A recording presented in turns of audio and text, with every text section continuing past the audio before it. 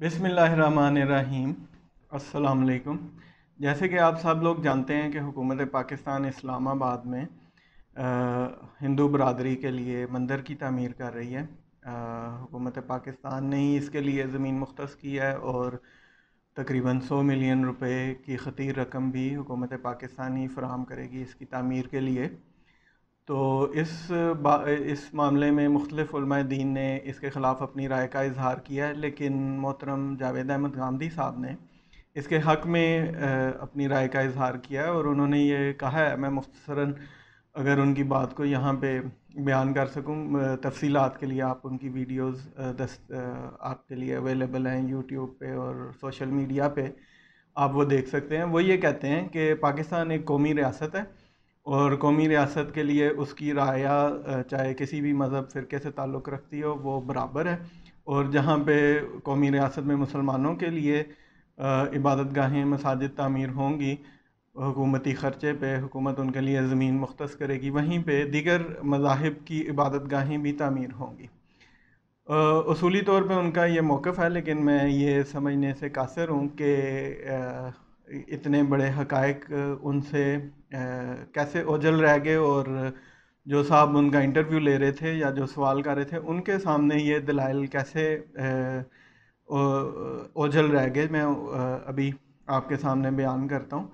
کہ پاکستان جو ہے وہ بنا دو قومی نظریے، ہم بچہ یہ جانتا ہے کہ پاکستان دو قومی نظریے کی بنیاد پہ بنا تھا، اور وہ دو قومی نظریہ کیا تھا؟ وہ دو قومی نظریہ یہ تھا کہ ہندوستان میں، متحدہ ہندوستان میں دو بڑی اقوام رہتی ہیں، ہندو اور مسلمان۔ وہ بالکل مختلف ہیں، اور مسلمان جو چاہتے ہیں کہ ان کو ایک خطہ زمین مل جائے جہاں پہ وہ قرآن اور سنت کی روشنی میں اپنی زندگی گزار سکیں، کیونکہ قرآن و سنت زندگی کے ہر گوشے کے بارے میں رہنمائی دیتی ہے۔ یہی وجہ ہے کہ اس وقت تحریک پاکستان کا جو نعرہ تھا وہ بچہ یہ جانتا ہے کہ وہ یہ تھا کہ پاکستان کا مطلب کیا؟ لا الہ الا اللہ محمد رسول اللہ صلی اللہ علیہ وآلہ وسلم۔ تو پاکستان کا بنانے کا مقصد یہی تھا کہ اسلام کی تعلیمات کے مطابق یہاں پہ ہم زندگی گزار سکیں، اور اسی مقصد، اتنے عظیم مقصد کی خاطر ہزاروں مسلمانوں نے اپنی جان، مال، یہاں تک کہ عزتیں بھی قربان کیں اس پاکستان کے بنانے میں۔ اور یہی وجہ ہے کہ اس کے بعد جب یہ ریاست بنی تو اس کا نام جو ہے وہ رکھا گیا اسلامی جمہوریہ پاکستان۔ حیرت ہے کہ ہم یہ کیسے بھول جاتے ہیں کہ اس کا تو نام ہی شروع ہوتا ہے اسلامی جمہوریہ پاکستان، اور پھر اس کے بعد اس ریاست کا جو آئین بنایا گیا اس میں یہ کہا گیا کہ اس ریاست کا حاکم اعلیٰ اللہ تعالیٰ ہیں، اور یہاں کے جو سربراہ مملکت ہیں وہ اللہ تعالیٰ کے دیے گئے اختیارات کو ایک نائب کے طور پہ استعمال کرتے ہوئے حکومت چلائیں گے، اور یہاں پہ کوئی ایسا کام نہیں ہوگا جو اللہ کے قرآن اور سنت کے خلاف ہو۔ اور پھر اسی کنٹینیوٹی میں آپ یہ دیکھیں کہ اس ریاست کا جو دارالحکومت تھا اس کا نام رکھا گیا اسلام آباد۔ تو یہ سب حقائق کہ یہ ملک بنا اسلام کے نام پر، اس ملک کا نام اسلامی جمہوریہ پاکستان ہے، اس ملک کے دارالخلافہ کا نام اسلام آباد ہے، اس ملک کا آئین اسلامی ہے، تو یہ کہاں سے بات آ گئی کہ قومی ریاست تو اس کے بالکل مختلف۔ کانگریس جو ہے وہ اپنا موقف اس وقت متحدہ ہندوستان میں یہ پیش کر رہی تھی کہ تحریک پاکستان کے مقابلے میں، دو قومی نظریہ کے مقابلے میں قومی ریاست کا تصور پیش کیا گیا کہ متحدہ ہندوستان میں سارے مذاہب ان کو اپنے مذاہب پہ عمل کرنے کی مکمل آزادی ہوگی، اور وہاں پہ ہندو اور مسلمان اپنی انفرادی زندگی اپنے اپنے مذاہب کے مطابق زندگی گزاریں گے، اور ریاست جو ہے وہ سبھی کو ایک نظر سے دیکھے گی، اپنے تمام شہریوں کے۔ تو قومی ریاست تو ہندوستان تھی یا ہے، یا کم از کم جب تک کانگریس کی حکومت تھی تو کسی حد تک اس کو کہا جا سکتا تھا کہ وہ قومی ریاست ہے۔ اب تو وہ بھی قومی ریاست ہندوستان بھی نہیں رہی، اور بجائے یہ کہ ہم پاکستان جو کہ بنا ہی اس مقصد کے لیے تھا کہ یہ ایک اسلامی مملکت ہم قائم کریں گے، اس کو یہ کہنا کہ یہ ایک قومی ریاست ہے، یہ میں بالکل سمجھنے سے قاصر ہوں کہ یہ کہاں سے جو ہے وہ خیال ذہن میں آیا کہ یہ ایک قومی ریاست ہے۔ اچھا چلیں، ہم یہ مانتے ہیں کہ یہ مکمل اسلامی ریاست نہیں ہے، یہاں پہ اکثر چیزوں میں قرآن ابھی there are many opportunities of improvements, we have to convert this state, ایک مکمل اسلامی قوانین یہاں پہ ہم نے ابھی نفاذ باقی ہے، لیکن کم از کم اس کو ایک مسلمان ریاست کا تو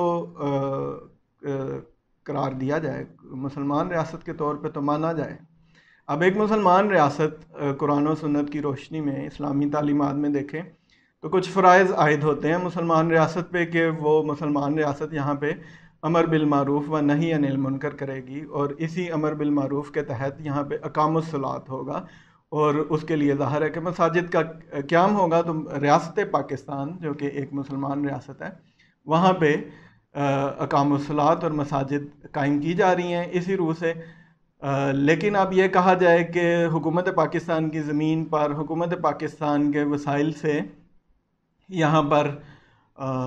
مندر کی تعمیر کی جائے، جو کہ بالکل اللہ تعالیٰ کے احکامات کے خلاف، شرک جو کہ سب سے بڑا گناہ ہے، شرک اور بت پرستی کا اڈا ایک مندر یہاں پہ بنایا جائے اس حکومت پاکستان، اسلامی جمہوریہ پاکستان کے وسائل سے، یہ بالکل نافرمانی ہے۔ اور جو ریاست پاکستان کے جو سربراہ ہیں، جن کے یہ دعوے ہیں کہ مدینہ کی ریاست اس کو بنانا ہے، اور وہ اپنے اختیارات کو حاکم اعلیٰ اس ریاست کے تو اللہ تعالیٰ ہے، ان اللہ تعالیٰ کے حاکم اعلیٰ کی نیابت میں وہ یہاں پہ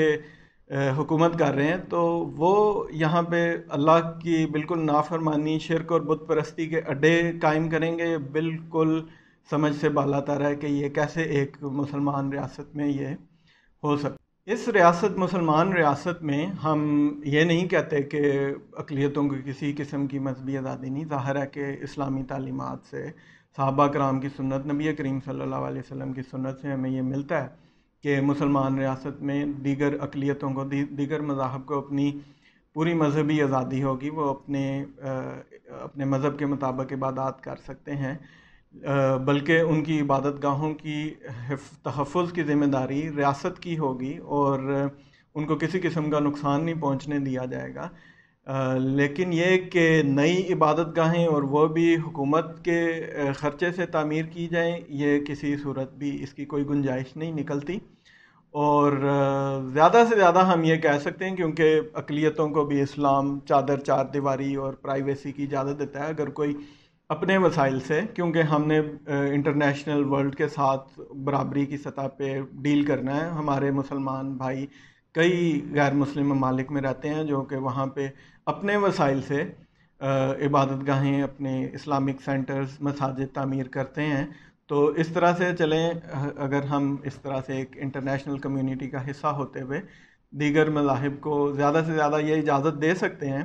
کہ وہ اپنی پرائیویٹ پراپرٹی میں، ظاہر ہے کہ وہ جو کوئی ایسی چیز جو کہ ریاست کے خلاف نہیں ہے، اپنی عبادت کی سرگرمیاں جاری رکھ سکتے ہیں۔ تو ان کے کوئی کمیونٹی سینٹرز میں اس چیز کی زیادہ سے زیادہ اجازت دی جا سکتی ہے، لیکن یہ کسی صورت بھی اس چیز کا سوال نہیں پیدا ہوتا کہ دیگر مذاہب کو اپنے حکومتی خرچ پر عبادت گاہیں تعمیر کرنے کی اجازت دی جائے۔ اب عوام کی 2/3 اکثریت نے اس ملک میں یہ آئین بنایا ہے، تو اگر وہ یہ چاہتے ہیں کہ یہ ایک قومی ریاست بنے، تو اس کے لیے ان کو یہ کرنا پڑے گا کہ پھر 2/3 اکثریت کے ساتھ آئین پورا تبدیل کرنا پڑے گا، اور اس میں یہ کہنا پڑے گا کہ یہ آج سے اللہ نہ کرے کہ یہ وقت کبھی آئے، لیکن اصولی طور پہ وہ ان کو اس کا نام تبدیل کرنا پڑے گا، اس کا اسلامی جمہوریہ پاکستان کا نام تبدیل کرنا پڑے گا، اس کا آئین تبدیل کرنا پڑے گا۔ پھر وہ یہ کہہ سکتے ہیں کہ یہاں پہ قومی ریاست، یہ اب قومی ریاست ہے، اور یہاں پہ تمام مذاہب کو ایک ہی نظر سے دیکھا جائے گا، اور جہاں مساجد تعمیر کی جائیں گی وہاں دیگر عبادت گاہیں بھی آبادی کے تناسب سے بنائی جائیں گی۔ لیکن جب تک یہ نہیں ہوتا، ہمیں یہ ماننا پڑے گا کہ یہ اسلامی جمہوریہ پاکستان ہے، اس کا آئین اسلامی ہے، یہ اسلام کے نام پہ بنی تھی، اس کا حاکم اعلیٰ اللہ تعالیٰ ہے، اور اللہ تعالیٰ کی حاکمیت اعلیٰ کے ہوتے ہوئے ہم یہاں پہ کوئی اللہ تعالیٰ کی نافرمانی، شرک اور بت پرستی کا اڈا کسی صورت یہاں پہ خود نہیں بنائیں گے۔ شکریہ۔